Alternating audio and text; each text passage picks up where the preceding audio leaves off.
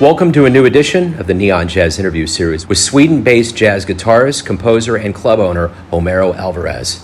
We caught up with him on July 1st, 2020 to talk about his latest album coming out during a global pandemic, and we talked about his life in music, Brazilian inclinations, and a lot of stories and much more. Enjoy. I appreciate the time. So let's talk about the first and foremost thing here is you released an album in early June during a pandemic. What are your thoughts on that? Well, the idea, first of all, the idea has been not to release a full length, and that hasn't got to do with the pandemic, but more with how things manage to nowadays. I mean, to make a CD, it's very difficult with that. But most people, the most success by making albums today is if you do vinyl. You say vinyl? Yes. Yeah, but and my idea was now to first release a digital EP with just 3 songs. Then we will do another one in October with 4 songs, and after that, in the third step, we would do a vinyl and then take a full length and have them more to sell on gigs and when we are playing live. But for this moment, it was perfect, to just go digital and try to reach as many people as possible through the internet. So talk to me a little bit about the artistic approach. What was your goal with this release?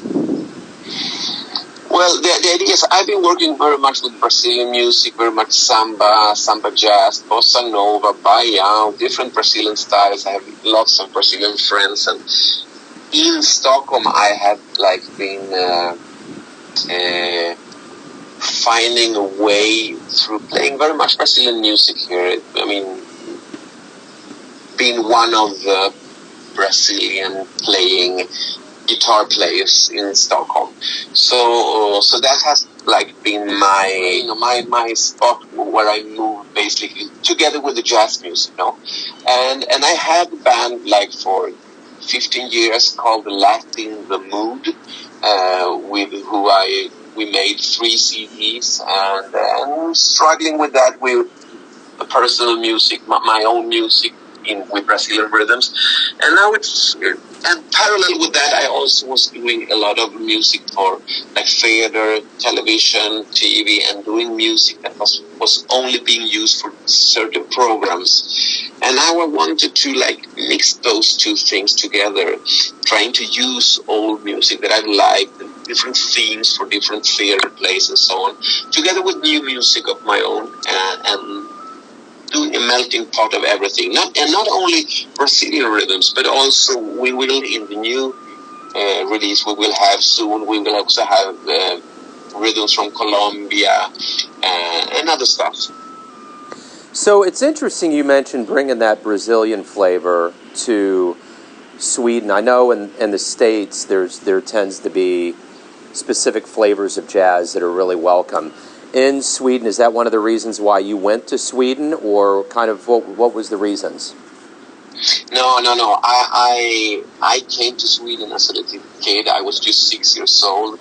I came with my parents. They left Argentina in the 70s, in the middle of the hassle with the military regime, and my father needed to escape from Argentina when the military regime took the power there, and he was threatened to life, and we actually, the whole family escaped first to Peru, and then we landed in Sweden, and then I did all my childhood in Sweden and so on.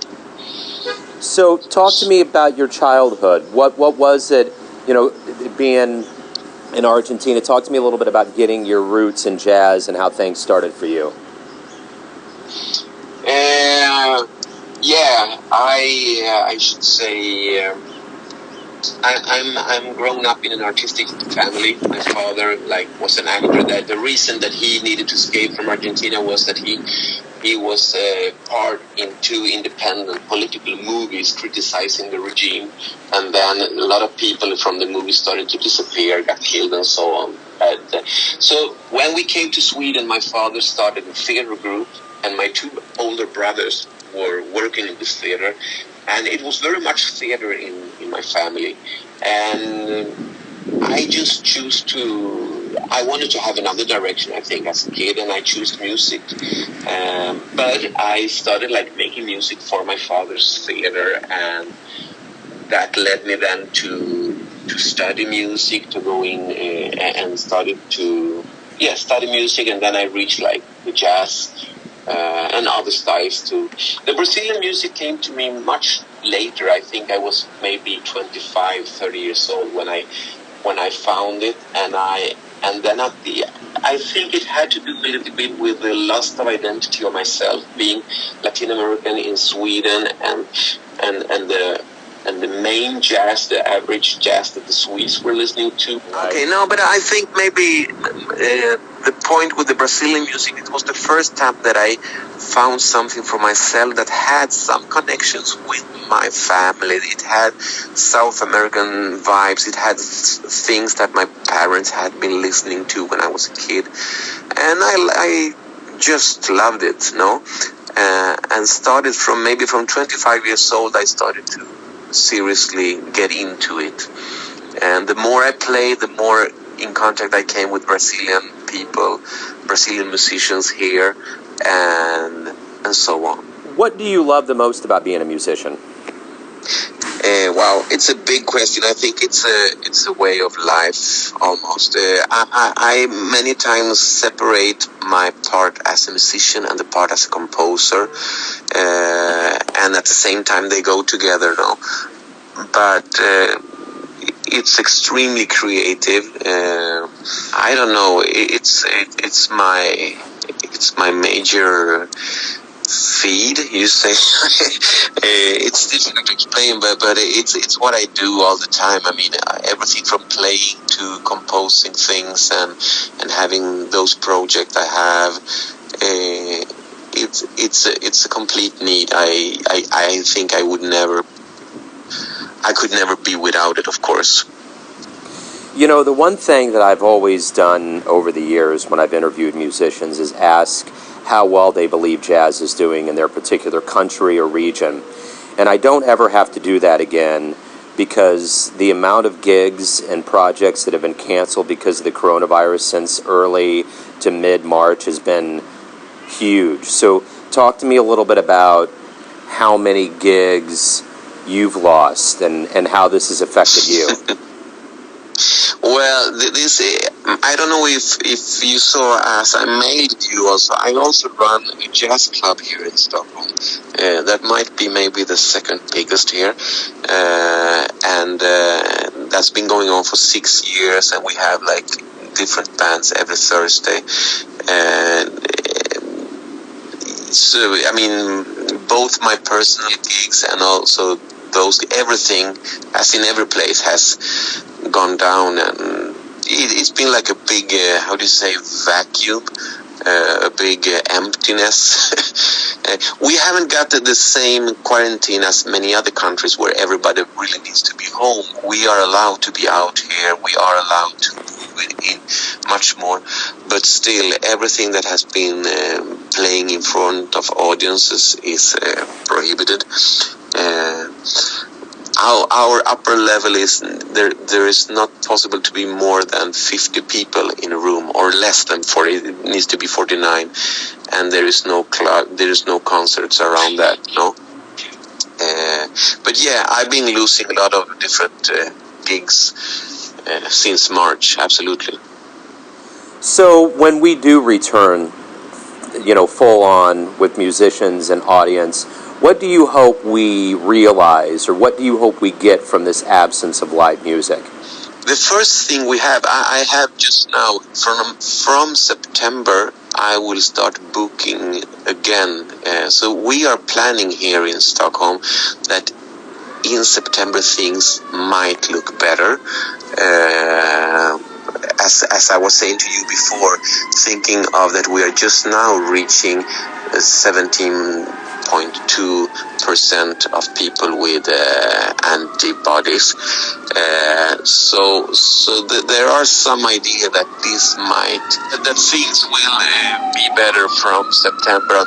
We also have in October we have the jazz festival here, Stockholm Jazz Festival, and the plans are that this will be, and we are booking and planning as if everything will be.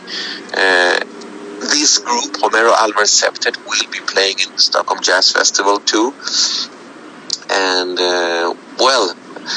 so it's like we think.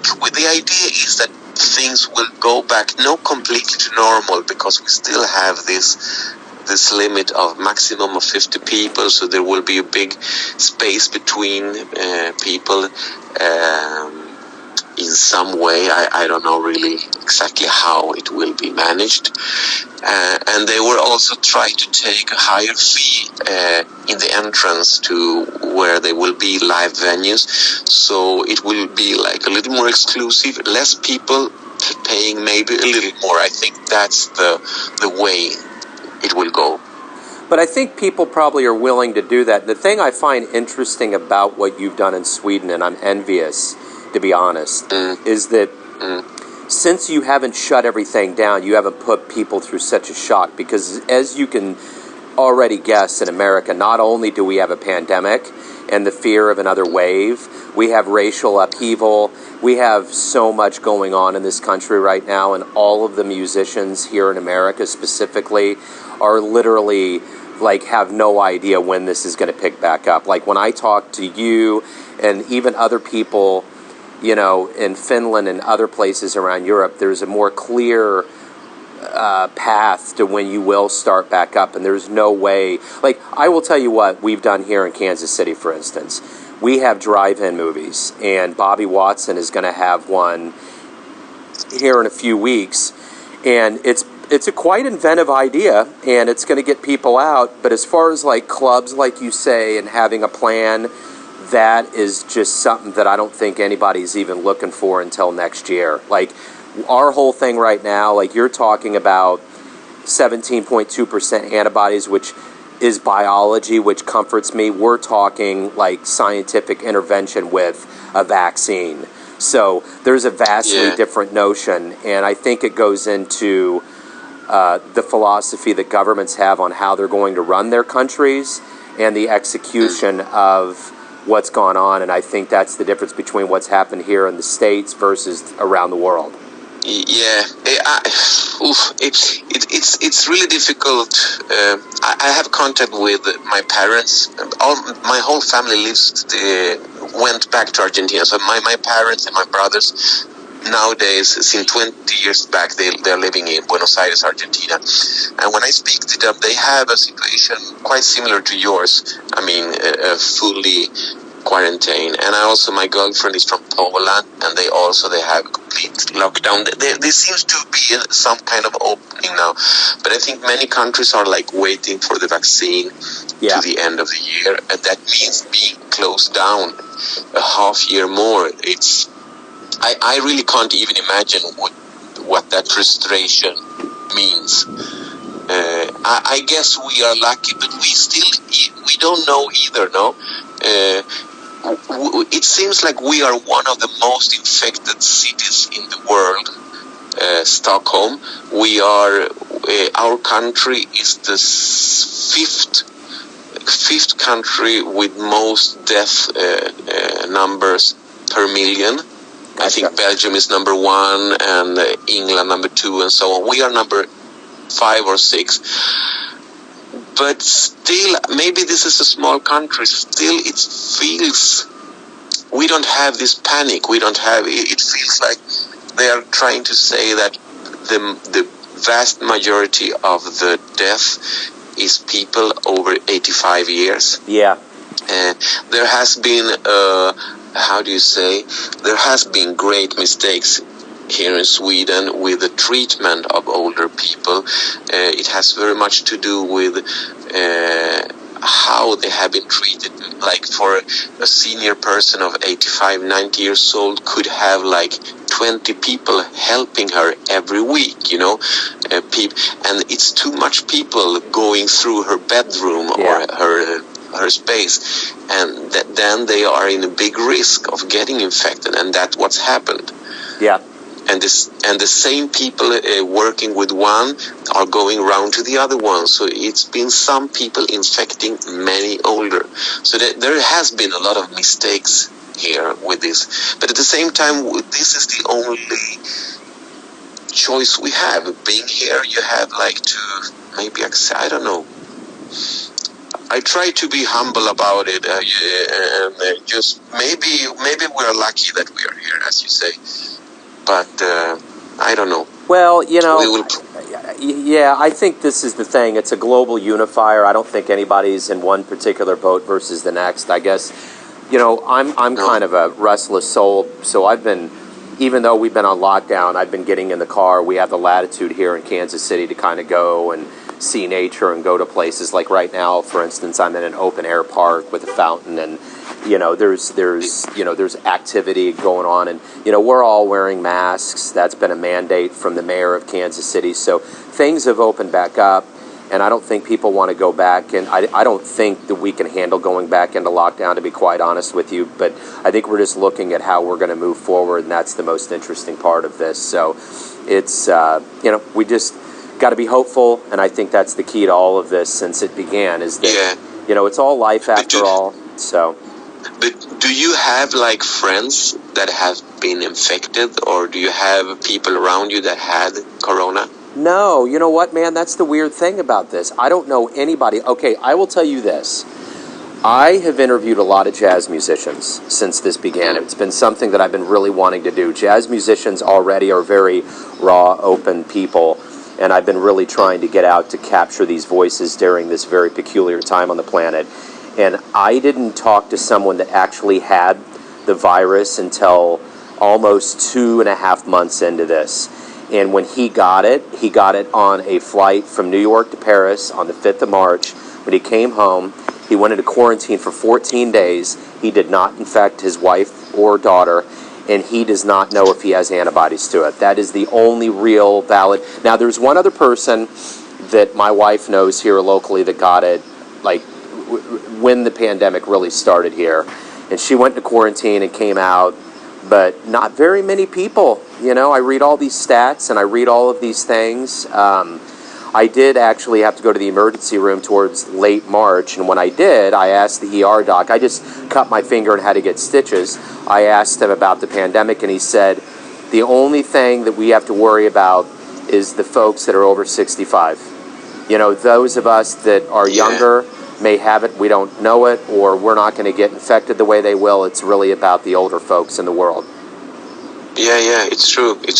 Now, I have many friends that had it, and for the big majority, it has been like some kind of flu, a strong flu, no? Yep. But not worse than that. I have one friend that was actually in how do you say, with the air the ventilator. Yeah, the breathing treatment. Yeah. And that was really horrible. And it might have to do also with some overweight, as I understand. Many people with overweight still, just being 35 years old, they are also in danger, no? Yeah. Well, yeah.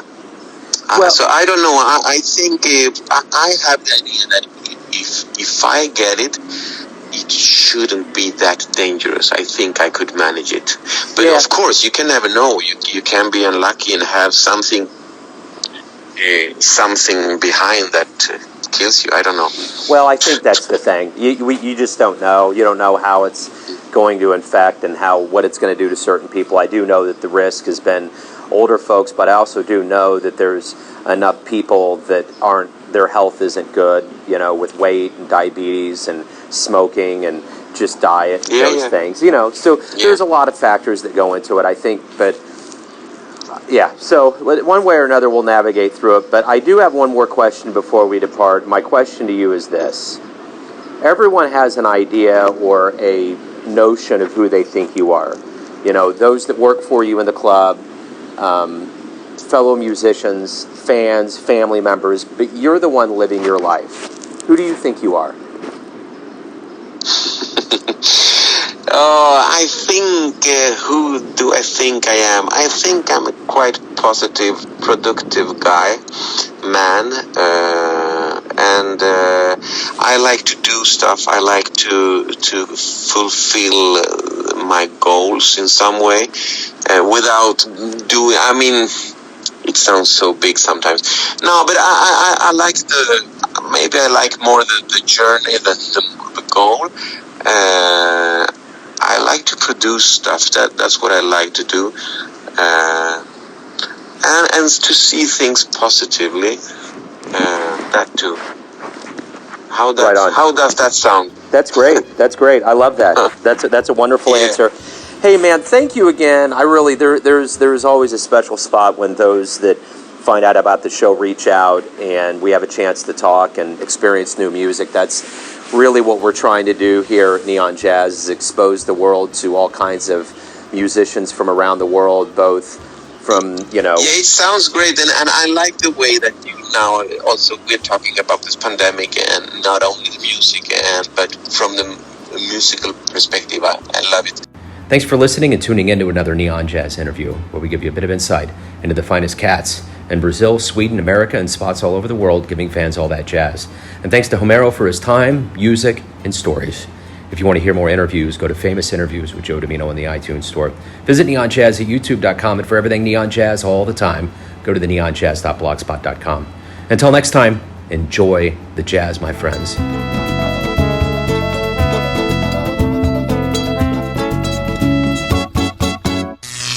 Neon Jazz.